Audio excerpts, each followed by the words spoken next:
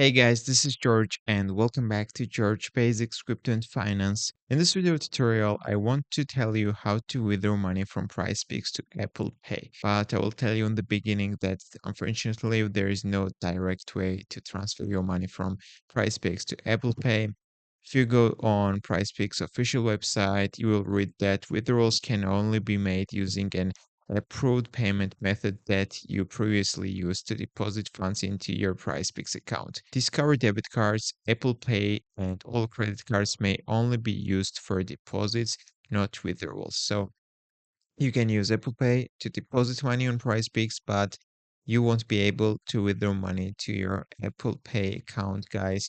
So this is the bad news, but if you want to withdraw your money to Apple Pay, you can just simply withdraw money from PrizePicks to your debit card, your bank account, and after that you can deposit this money to your Apple Pay account. So that's all I want to show you in this short video tutorial. If this video was helpful for you, don't forget to click the like buttons and don't forget to subscribe.